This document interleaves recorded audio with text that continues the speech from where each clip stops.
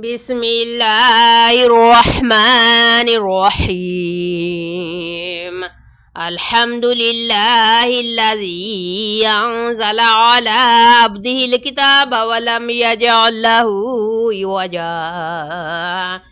قيما لينذر بأسا شديدا من لدنه ويبشر المؤمنين الذين يعملون الصالحات أن لهم أجرا حسنا ماكثين فيه أبدا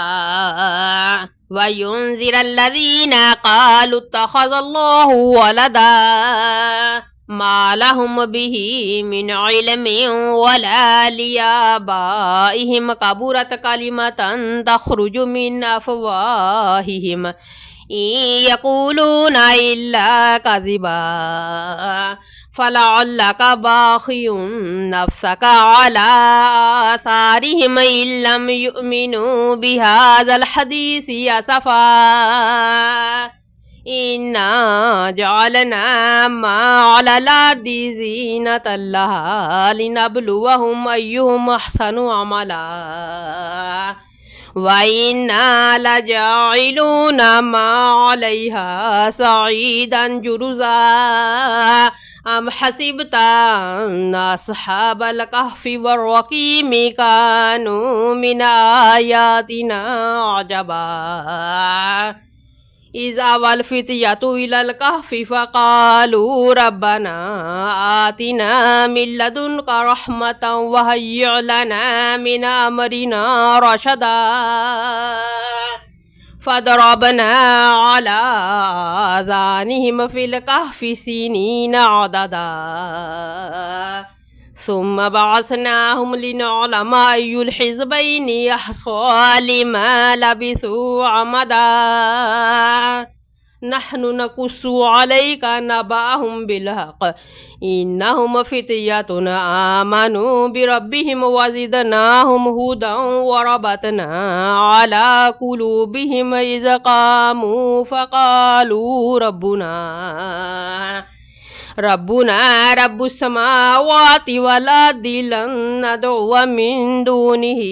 إلها لقد قلنا إذا شططا هؤلاء قوم اتخذوا من دونه آلهة لولا يأتون عليهم بسلطان بين فمن أظلم ممن افترى على الله كذبا وإذ اعتزلتموهم وما يعبدون إلا الله فأووا إلى الكهف ينشر لكم ربكم من رحمته ويهيئ لكم من أمركم مرفقا وترى الشمس إذا طلعت تزاور عن كهفهم ذات اليمين وإذا غربت تقرضهم ذات الشمال وهم في فجوة منه ذلك من آيات الله من يهد الله فهو المهتد ومن يضلل فلن تجد له وليا مرشدا وتحسبهم أيقاظا وهم ركود ونقلبهم ذات اليمين وذات الشمال وقلبهم باسط ذراعيه بالوصيد لو اطلعت عليهم لوليت منهم فرارا ولملئت منهم رعبا وكذلك بعثناهم ليتساءلوا بينهم قال قائل منهم كم لبثتم قالوا لبثنا يوما أو بعض يوم قالوا ربكم أعلم بما لبثتم فبعثوا وحدكم بورقكم هذه إلى المدينة فلينظر أيها أزكى طعاما فليأتكم برزق منه وليتلطف ولا يشعرن بكم أحدا إنهم من يظهروا عليكم يرجموكم أو يعيدوكم في ملتكم ولن تفلحوا إذا أبدا وكذلك عثرنا عليهم ليعلموا أن وعد الله حق وأن الساعة لا ريب فيها إذ يتنازعون بينهم أمرهم فقالوا ابنوا عليهم بنيانا ربهم أعلم بهم قال الذين غلبوا على أمرهم لنتخذن عليهم مسجدا سيقولون ثلاثة رابعهم كلبهم ويقولون خمسة سادسهم كلبهم رجما بالغيب ويقولون سبعة وثامنهم كلبهم قل ربي أعلم بعدتهم ما يعلمهم إلا قليل فلا تمار فيهم إلا مراء ظاهرا ولا تستفتي فيهم منهم أحدا ولا تقولن لشيء إني فاعل ذلك غدا إلا أن يشاء الله واذكر ربك إذا نسيت وقل عسى أن يهديني ربي لأقرب من هذا رشدا ولبثوا في كهفهم 300 سنين وازدادوا 9 قل الله أعلم بما لبثوا له غيب السماوات والأرض أبصر به واسمع ما لهم من دونه من ولي ولا يشرك في حكمه أحدا واتل ما أوحي إليك من كتاب ربك لا مبدل لكلماته ولن تجد من دونه ملتحدا واصبر نفسك مع الذين يدعون ربهم بالغداة والعشي يريدون وجهه ولا تعد عيناك عنهم تريد زينة الحياة الدنيا ولا تطع من أغفلنا قلبه عن ذكرنا واتبع هواه وكان أمره فرطا وقل الحق من ربكم فمن شاء فليؤمن ومن شاء فليكفر إنا أعتدنا للظالمين نارا أحاط بهم سرادقها وإن يستغيثوا يغاثوا بماء كالمهل يشوي الوجوه بئس الشراب وساءت مرتفقا إن الذين آمنوا وعملوا الصالحات إنا لا نضيع أجر من أحسن عملا أولئك لهم جنات عدن تجري من تحتهم الأنهار يهلون فيها من أساور من ذهب ويلبسون ثيابا خضرا من سندس واستبرق متكئين فيها على الأرائك نعم الثواب وحسنت مرتفقا واضرب لهم مثل الرجلين جعلنا لأحدهما جنتين من عناب وحففناهما بنخل وجعلنا بينهما زرعا كلتا الجنتين آتت أكلها ولم تظلم منه شيئا وفجرنا خلالهما نهرا وكان له ثمر فقال لصاحبه وهو يحاوره أنا أكثر منك مالا وأعز نفرا ودخل جنته وهو ظالم لنفسه قال ما أظن أن تبيد هذه أبدا وما أظن الساعة قائمة ولئن رددت إلى ربي لأجدن خيرا منها منقلبا قال له صاحبه وهو يحاوره وكفرت بالذي خلقك من تراب ثم من نطفة ثم سواك رجلا لكن هو الله ربي ولا أشرك بربي أحدا ولولا إذ دخلت جنتك قلت ما شاء الله لا قوة إلا بالله إن ترني أنا أقل منك مالا وولدا فعسى ربي أن يؤتيني خيرا من جنتك ويرسل عليها حسبانا من السماء فتصبح صعيدا زلقا أو يصبح ماؤها غورا فلن تستطيع له طلبا وأحيط بثمره فأصبح يقلب كفيه على ما أنفق فيها وهي خاوية على عروشها ويقول يا ليتني لم أشرك بربي أحدا ولم تكن له فئة ينصرونه من دون الله وما كان منتصرا هنالك الولاية لله الحق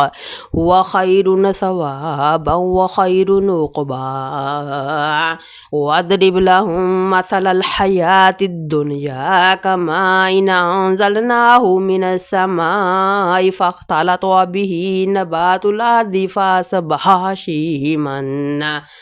فأصبح هشيما تذروه الرياح وكان الله على كل شيء مقتدرا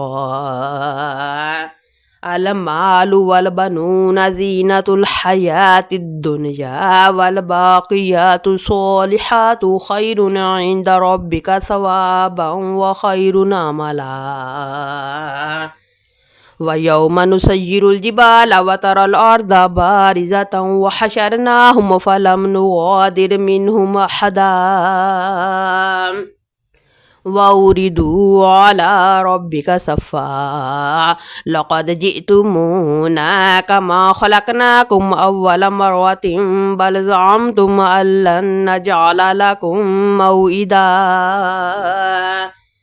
ووضع الكتاب فترى المجرمين مشفقين مما فيه ويقولون يا ويلتنا ما لهذا الكتاب لا يغادر صغيرة ولا كبيرة إلا أحصاها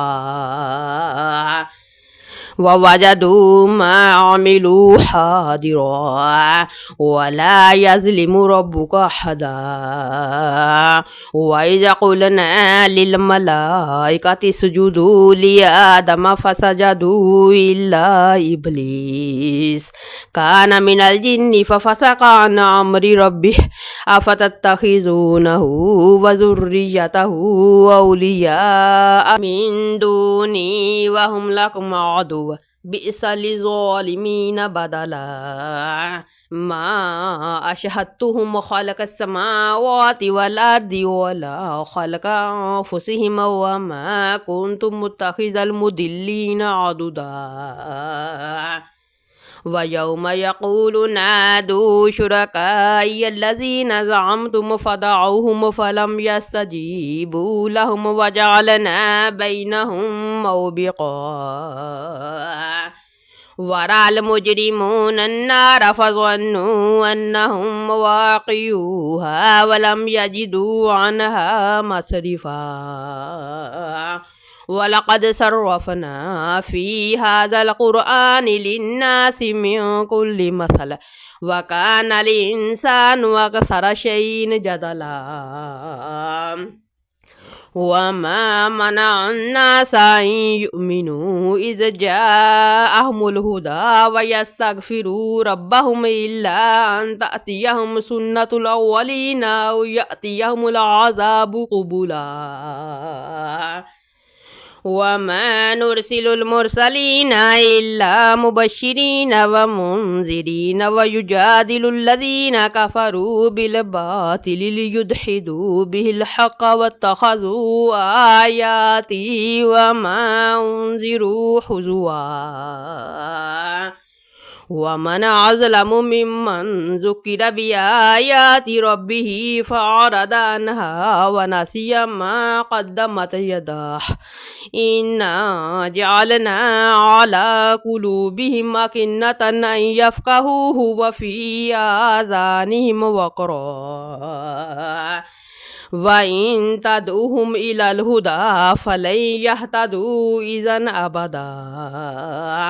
وربك الغفور ذو الرحمة لو يؤاخذهم بما كسبوا لعجل لهم العذاب بل هم موعد لن يجدوا من دونه موئلا وتلك القرى أهلكناهم لما ظلموا وجعلنا لمهلكهم موئدا وإذ قال موسى لفتاه لا أبرح حتى أبلغ مجمع البحرين أو أمضي حقبا فلما بلغا مجمع بينهما نسيا حوتهما فاتخذ سبيله في البحر سربا فلما جاوزا قال لفتاه آتنا غداءنا لقد لقينا من سفرنا هذا نصبا قال رأيت إذا أوينا إلى الصخرة فإني نسيت الحوت وما أنسانيه إلا الشيطان أن أذكره واتخذ سبيله في البحر عجبا قال ذلك ما كنا نبغي فارتدا على آثارهما قصصا فوجدا عبدا من عبادنا آتيناه رحمة من عندنا وعلمناه من لدنا علما قال له موسى هل أتبعك على أن تعلمني مما علمت رشدا قال إنك لن تستطيع معي صبرا وكيف تصبر على ما لم تحط به خبرا قال ستجدني إن شاء الله صابرا ولا عاصي لك أمرا قال فإن اتبعتني فلا تسألني عن شيء حتى حدث لك منه ذكرا فانطلقا حتى إذا ركبا في السفينة خرقها قال خرقتها لتغرق أهلها لقد جئت شيئا إمرا قال ألم أقل لك إنك لن تستطيع معي صبرا قال لا تؤاخذني بما نسيت ولا ترهقني من أمري عسرا فانطلقا حتى إذا لقيا غلاما فقتله قال أقتلت نفسا زكية بغير نفس لقد جئت شيئا نكرا قال ألم أقل لك إنك لن تستطيع معي صبرا قال إن سألتك عن شيء بعدها فلا تصاحبني قد بلغت من لدني عذرا فانطلقا حتى إذا أتيا أهل قرية استطعما أهلها فأبوا أن يضيفوهما فوجدا فيها جدارا يريد أن ينقض فأقامه قال لو شئت لاتخذت عليه أجرا قال هذا فراق بيني وبينك سأنبئك بتأويل ما لم تستطع عليه صبرا أما السفينة فكانت لمساكين يعملون في البحر فأردت أن أعيبها وكان وراءهم ملك يأخذ كل سفينة غصبا وأما الغلام فكان أبواه مؤمنين فخشينا أن يرهقهما طغيانا وكفرا فأردنا أن يبدلهما ربهما خيرا منه زكاة وأقرب رحما وأما الجدار فكان لغلامين يتيمين في المدينة وكان تحته كنز لهما وكان أبوهما صالحا فأراد ربك أن يبلغا أشدهما ويستخرجا كنزهما رحمة من ربك وما فعلته عن أمري ذلك تأويل ما لم تستطع عليه صبرا ويسألونك عن ذي القرنين قل سأتلو عليكم منه ذكرا إنا مكنا له في الأرض وآتيناه من كل شيء سببا فأتبع سببا حتى إذا بلغ مغرب الشمس وجدها تغرب في عين حمية ووجد عندها قوما قلنا يا ذا القرنين إما أن تعذب وإما أن تتخذ فيهم حسنا قال أما من ظلم فسوف نعذبه ثم يرد إلى ربه فيعذبه عذابا نكرا وأما من آمن وعمل صالحا فله جزاء الحسنى وسنقول له من أمرنا يسرا ثم أتبع سببا حتى إذا بلغ مطلع الشمس وجدها تطلع على قوم لم نجعل لهم من دونها سترا كذلك وقد أحطنا بما لديه خبرا ثم أتبع سببا حتى إذا بلغ بين السدين وجد من دونهما قوما لا يكادون يفقهون قولا قالوا يا ذا القرنين إن يأجوج ومأجوج مفسدون في الأرض فهل نجعل لك خرجا على أن تجعل بيننا وبينهم سدا قال ما مكني فيه ربي خير بيعينوني بقوة أجعل بينكم وبينهم ردما آتوني زبر الحديد حتى إذا ساوى بين الصدفين قال انفخوا حتى إذا جعله نارا قال آتوني يفرغ عليه قطرا فما استطاعوا أن يظهروه وما استطاعوا له نقبا قال هذا رحمة من ربي فإذا جاء وعد ربي جعله دكا وكان وعد ربي حقا وتركنا بعضهم يومئذ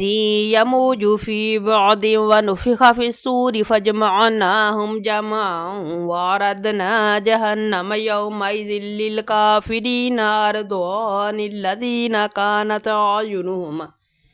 في غطاء عن ذكري وكانوا لا يستطيعون سمعا أفحسب الذين كفروا أن يتخذوا عبادي من دوني أولياء إنا أعتدنا جهنم للكافرين نزلا قل هل ننبئكم بالأخسرين أعمالا الذين ضل سعيهم في الحياة الدنيا وهم يحسبون أنهم يحسنون صنعا أولئك الذين كفروا بآيات ربهم ولقائه فحبطت أعمالهم فلا نقيم لهم يوم القيامة وزنا ذلك جزاؤهم جهنم بما كفروا واتخذوا آياتي ورسلي هزوا إن الذين آمنوا وعملوا الصالحات كانت لهم جنات الفردوس نزلا خالدين فيها لا يبغون عنها حولا قل لو كان البحر مدادا لكلمات ربي لنفد البحر قبل أن تنفد كلمات ربي ولو جئنا بمثله مددا قل إنما أنا بشر مثلكم يوحى إلي أنما إلهكم إله واحد فمن كان يرجو لقاء ربه فليعمل عملا صالحا ولا يشرك بعبادة ربه أحدا.